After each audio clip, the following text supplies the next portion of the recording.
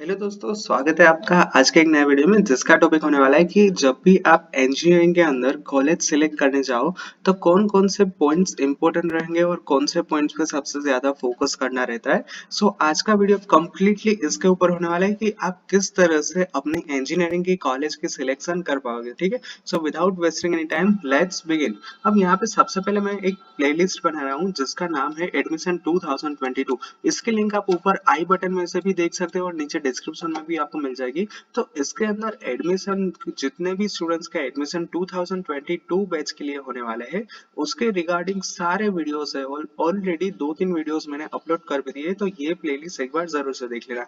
अब बात करते हैं कि सबसे पहला पॉइंट, जब भी आप कोई कॉलेज सेलेक्ट करने जाओ ना तो सबसे पहले आपको देखना चाहिए प्लेसमेंट। अगर आपका अल्टीमेट गोल आपको 4 साल के बाद अभी से आप ऐसा सोच रहे हैं कि मैं इंजीनियरिंग जैसे ही खत्म हो जाए उसके बाद मैं जॉब करने लगूं, तो आपके लिए सबसे इंपॉर्टेंट पॉइंट रहने वाला है प्लेसमेंट। अब प्लेसमेंट में आपको क्या देखना है, तो देखिए सबसे पहले आप 2022 के लिए आप एडमिशन लेने वाले हो तो आपको 2021 के प्लेसमेंट का डेटा देखना होगा। इससे होगा क्या, देखिए 2020 और 21 में जैसे ही पैंडेमिक ने हिट किया तो उसके बाद किस तरह से कॉलेज में प्लेसमेंट रहा है, तो ये सबसे इम्पोर्टेंट रहेगा कि जैसे ही पैंडेमिक खत्म हो गया उसके बाद भी प्लेसमेंट अच्छा रहा या फिर उसमें कोई इफेक्ट आई। तो ये आपको सबसे पहले देखना है कि लास्ट ईयर कितना प्लेसमेंट रहा है। उसके बाद आपको देखना है कि ओवरऑल प्लेसमेंट क्या है, यानी कि जब से कॉलेज स्टार्ट हुई है तब से लेके आज तक का प्लेसमेंट का डेटा कितना है। उसके बाद हाईएस्ट कितना रहा है, लोएस्ट कितना रहा है। तो ये सबसे पहली 4 थिंग्स है कि जो आपको सबसे पहले देखनी चाहिए। तो उसके बाद आपको प्लेसमेंट में देखना चाहिए कि किस तरह की कंपनीज आती है, यानी कि मल्टीनेशनल लेवल की कंपनी आती है। मल्टीनेशनल यानी कि जो हर एक दुनिया के देश के हर एक कोने में मौजूद हो, यानी कि एक्सेंचर आप ले सकते हो, टीसीएस ले सकते हो। उसके बाद काफी सारी कंपनीज है कि जो आपको काफी सारी फॉरेन में भी उसकी ब्रांच मिल जाएगी। तो इस तरह की फॉरेन की कंपनीज आती है, एमएनसीज आती है, लोकल लेवल की कंपनीज आती है। तो कौन से लेवल की कंपनीज आती है ये भी आपको कंसिडर करना चाहिए। उसके बाद आपको डबल चेक करना चाहिए, वेरीफाई करना चाहिए। अब हाँ, यहाँ पे मैं आपको यहाँ पे इसलिए ऐसा बोल रहा हूँ क्योंकि होता क्या है कि मान लीजिए कि 2016 में कोई ए नाम की कंपनी आई और ये कंपनी ने कोई भी कॉलेज के स्टूडेंट्स को 12 लाख का पैकेज ऑफर किया। तो कॉलेज की वेबसाइट पे ऊपर ही बड़े बड़े अक्षरों में आपको आ जाएगा कि 12 लाख का प्लेसमेंट मिलता है, बट ये कितनी बार रहा है, एक बार मिला, 2 बार मिला, बट इससे क्या, ये तो सिर्फ एक स्टूडेंट्स को ही मिला है। तो आपको डबल वेरीफाई इसलिए करना है कि जो भी वेबसाइट पे आपको इंफॉर्मेशन दी है वो क्या सच में है।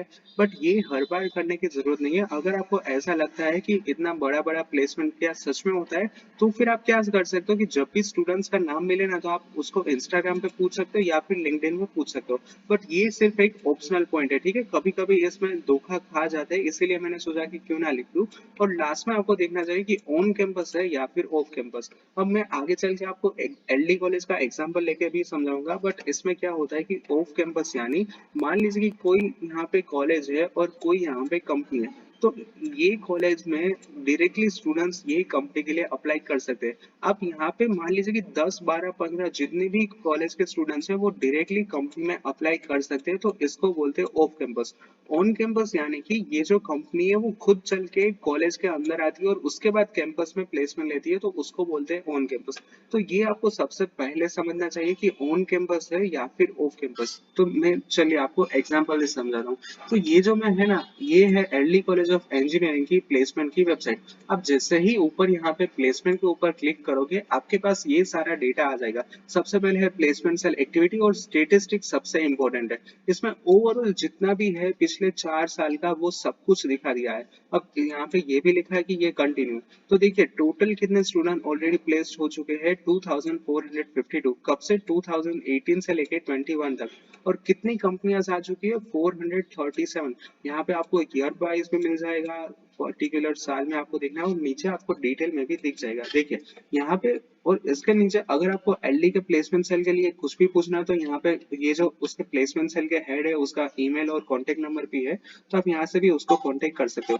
अब आप देखेंगे यहाँ पे नीचे जो लिखा है ना, डिटेल इन्फॉर्मेशन रिगार्डिंग प्लेसमेंट 2026। तो आप जैसे ही ये वेबसाइट विजिट करोगे तो 2016, 17, 18, 19 और 21 सबका अवेलेबल है। तो यहाँ पे मैंने आपको समझाने के लिए आप देख सकते हैं कि 2020 और 21 का है। यहाँ पे सारे के सारे स्टूडेंट्स का आपको नाम लिस्टेड होंगे। आप जो भी किसी को कुछ भी पूछना चाहो तो आप लिंक्डइन या फिर इंस्टाग्राम पे डेफिनेटली पूछ सकते हो। दूसरा पॉइंट यहाँ पे क्या है कि दूसरा पॉइंट है फैसिलिटीज। हाँ, अब ये क्यों इंपॉर्टेंट होता है कि मान लीजिए कि आपने सिलेक्ट की है कंप्यूटर इंजीनियरिंग, तो कॉलेज के अंदर कंप्यूटर इंजीनियरिंग में जितनी भी लैब चाहिए, database lab, network lab, cloud lab, IoT lab, ये सारी की सारी लैब्स कितनी अच्छी कंडीशन में अवेलेबल है। अब कोई भी कॉलेज होगी ना, उसमें लैब तो डेफिनेटली होने वाली है, बट क्या उसके अंदर वर्किंग कंडीशन में कंप्यूटर्स या फिर लैपटॉप है, आपको अपना लैपटॉप चाहिए या फिर कॉलेज प्रोवाइड करेगी, तो ये सब कुछ आपको देखना इंपॉर्टेंट रहेगा। दूसरी बात कि मान लीजिए कि आप मैकेनिकल में हो, तो आपको जाना पड़ेगा वर्कशॉप के अंदर। अब कॉलेज के अंदर कितना वर्कशॉप की कैपेसिटी कितनी है, मशीनरी कितने हैं, सब कुछ कितने स्टूडेंट्स को एकोमोडेट कर सकता है, और इसके अलावा अदर फैसिलिटीज ये आपको देखनी होगी कॉलेज जाके। अब मान लीजिए कि आप इलेक्ट्रिकल इंजीनियरिंग में हो, तो आपको उस हिसाब से आपको लैब चाहिए होंगे, सिविल के हिसाब से लैब चाहिए होगी, तो लैब क्या सच में अवेलेबल है कॉलेज में, तो ये देखना भी काफी इंपॉर्टेंट है।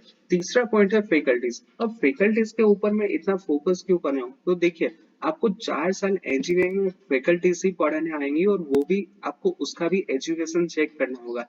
यानी कि आप जब भी कोई कॉलेज सेलेक्ट करें तो उसकी वेबसाइट पे डेफिनेटली एक बार फैकल्टी सेक्शन जरूर से विजिट करना। उसका एजुकेशन किस लेवल का है, पीएचडी क्या है, मास्टर्स क्या है। तो देखिए, मैं फिर से आपको एग्जांपल दे दूं कि जैसे ही आप एलडी के इंजीनियरिंग के वेबसाइट मतलब कॉलेज के वेबसाइट के ऊपर आओगे, तो यहाँ पे आपको डिपार्टमेंट जैसे ही क्लिक करोगे, तो यहाँ पे आपको लेफ्ट हैंड साइड में मिल जाएगा फैकल्टी डिटेल। अब मैंने यहाँ पे कंप्यूटर इंजीनियरिंग सेलेक्ट किया है, तो सारा का सारा फैकल्टी डिटेल आएगा जो कंप्यूटर के है प्रोफेसर उसके। अब जैसे ही आप फैकल्टी डिटेल पे क्लिक करोगे, आप ये पेज पे रीडायरेक्ट हो जाओगे। सबसे पहले होंगे head of department, associate professor, और नीचे होंगे असिस्टेंट प्रोफेसर। अब आप जिसको भी क्वेरी हो, मतलब कुछ भी पूछना हो, तो आप डायरेक्टली उनसे कांटेक्ट कर सकते हो। तो देखिए, मैंने एचओडी का ही पेज खोला है, तो ये है doctor Sanjay Shah, computer department के एचओडी है। यहाँ पे उसका ईमेल आईडी भी मिल जाएगा, और नीचे पूरा का पूरा प्रोफेसर का इंफॉर्मेशन होगा। तो ये भी आपको एक बार देखना जरूर से इम्पोर्टेंट होगा। उसका एक्सपीरियंस क्या है, कौन सा फील्ड में एक्सपीरियंस है, उसके बाद एजुकेशन है, पीएचडी किया है, एमई किया है, बीई किया है, और लास्ट में होता है पेपर पब्लिकेशन, यानी कि कितने रिसर्च पेपर पब्लिश किए, ये भी इम्पोर्टेंट रहेगा। तो आप एक बार ये भी जरूर से देखना कि फैकल्टीज की एजुकेशन क्वालिफिकेशन क्या है। नेक्स्ट पॉइंट है इनोवेशन एंड स्टार्टअप। अब हर एक कॉलेज में आजकल ये स्टार्टअप सेल अवेलेबल होने लगा है, तो आप जो भी कॉलेज सिलेक्ट करें तो उसमें देखना कि स्टार्टअप सेल अवेलेबल है कि नहीं, और प्रीवियस स्टार्टअप कितने हुए। यानी कि आपके जो सीनियर्स हैं, जो ऑलरेडी इंजीनियरिंग में पढ़ाई कर रहे हैं, उन लोगों ने स्टार्टअप स्टार्ट किया है कि नहीं, वो आज कौन से लेवल पे है, तो ये भी एक पॉइंट काफी इंपॉर्टेंट है। अगर कॉलेज के अंदर स्टार्टअप है, तो आपको डेफिनेटली आइडिया आ जाएगा कि हाँ, ये कॉलेज अच्छी है और इसमें एडमिशन लेने जैसा है। तो आप ये भी पॉइंट कंसिडर कर सकते हो कि स्टार्टअप के नंबर ऑफ स्टार्टअप कितने हैं। नेक्स्ट पॉइंट है लाइब्रेरी। अब देखिए, होगा क्या, जब भी आप 4 साल इंजीनियरिंग पढ़ोगे, तो आपके पास काफी सारे सब्जेक्ट के अंदर रेफरेंस बुक लेने की जरूरत होगी। अब एक रेफरेंस बुक अराउंड 1,000 से लेके 2,000 की आती है। तो ये सारा का सारा आपकी लाइब्रेरी में बुक्स अवेलेबल है कि नहीं, ये आपको देखना इंपॉर्टेंट रहेगा। अब आप ये कैसे फाइंड कर सकते हो, ये भी आपको इन्फॉर्मेशन वेबसाइट में मिल जाएगी, तो ये भी आपको काफी अच्छी बात रहेगी। तो लाइब्रेरी का पॉइंट भी काफी इंपॉर्टेंट है। अदरवाइज होगा क्या कि अगर कॉलेज के अंदर अच्छी लाइब्रेरी नहीं होगी, तो फिर आपको सारा का सारा खर्चा जो दूसरी स्टेशनरीज होती है, वहां से आपको रेफरेंस बुक परचेस करनी होगी। नेक्स्ट पॉइंट है क्रॉस वेरिफिकेशन। हाँ, अब ये सबसे इम्पोर्टेंट पॉइंट है, यहाँ पे मैं इसको स्टार मार्क देना चाहता हूँ, क्योंकि जैसे ही मैंने इससे पहले भी एग्जांपल दिया था, होता क्या है, वेबसाइट पे ऊपर तो काफी बड़ी बड़ी बातें लिखी होती है कि हमारे यहाँ इतनी कंपनीज आती है, इतने का प्लेसमेंट होता है, 12 से लेकर 16 लाख का प्लेसमेंट भी हुआ है। बट यार, क्या ये सच में हुआ है? अगर हुआ है तो कौन से साल में हुआ है? अगर वो पुराना डेटा है, तो फिर इसका क्या मतलब? तो इसीलिए मैं यहाँ पे आपको एक सजेशन देना चाहता हूँ कि जब भी आप कोई कॉलेज सिलेक्ट करें, तो उसमें क्या करना है कि आपको जो भी वो कॉलेज में स्टूडेंट स्टडी कर रहा होगा, उसके पास से उसका जो फीडबैक है वो लेना होगा। Ask students who is currently study in college. यानी कि सबसे पहले पॉइंट से मैं ये कहना चाहता हूँ कि जब भी कोई कॉलेज सिलेक्ट करो, तो वहां पे जाके डायरेक्टली जो स्टूडेंट्स उसमें पढ़ाई कर रहा होगा, उसके पास से आपको फीडबैक लेना होगा। समटाइम्स क्या होगा कि आपको रियलिटी डिफरेंट लगेगी, और वेबसाइट पे जो इंफॉर्मेशन होगा वो भी डिफरेंट लगेगा। सो एक बार क्रॉस वेरिफिकेशन काफी ज्यादा इंपॉर्टेंट रहेगा, क्योंकि ये हर साल होता ही है। जो भी टायर 2 की कॉलेज होती है, मैं बड़ी बड़ी कॉलेज की बात यहाँ पे नहीं कर रहा हूँ।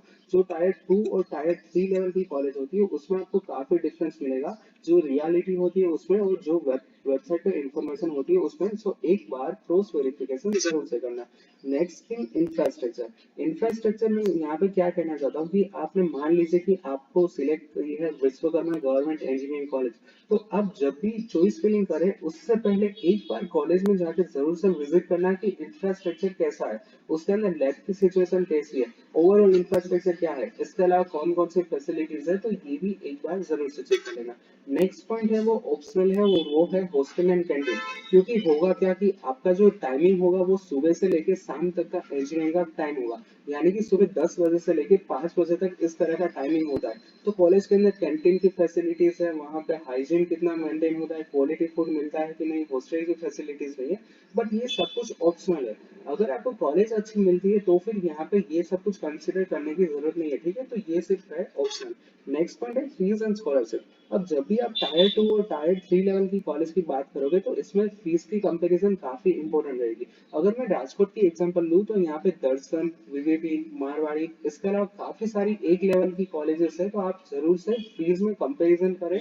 और हाँ, कॉलेज अपनी साइड से कोई स्कॉलरशिप ऑफर करता है कि नहीं, ये भी एक बार जरूर से देखना। तो इससे क्या होगा कि आपका जो फाइनेंशियल होगा उसमें, आपकी जो फाइनेंशियल कंडीशन होगी उसमें काफी आपको राहत मिलेगी, अगर आपको कॉलेज सामने से कोई स्कॉलरशिप प्रोवाइड करता है तो। और नेक्स्ट थिंग, लास्ट में वीडियो यहाँ पे समाप्त कर रहा हूँ, इससे पहले एक ही बात बताना चाहता हूँ कि फर्स्ट प्रायोरिटी आपको देखनी है प्लेसमेंट अच्छा है कि नहीं, फैकल्टीज का क्वालिफिकेशन अच्छा है कि नहीं, लैब की सिचुएशन अच्छी है कि नहीं, स्टार्टअप सेल है कि नहीं, और लाइब्रेरी, ये पांचों की पांचों प्रायोरिटी पे है, यानी कि इतनी बात तो होनी ही चाहिए। अगर इसमें से कुछ भी मिसिंग हो तो आप डेफिनेटली वो कॉलेज को स्किप कर सकते हो, आप उसमें एडमिशन मत लेना, ये मेरी साइड से रिक्वेस्ट होगी। बट इतना तो प्रायोरिटी में होना ही चाहिए, बाकी सब कुछ ऑप्शनल है, ठीक है। तो ये मैंने पूरा का पूरा वीडियो का एक समरी आपको बता दिया है, ठीक है। So that's it for today's video. अगर आपको वीडियो इन्फॉर्मेटिव लगा हो then please press the like button. If you are in doubt, then ask me in the comment section. And if you're new to my channel, then subscribe my channel and press the bell icon for the latest notification. Thank you.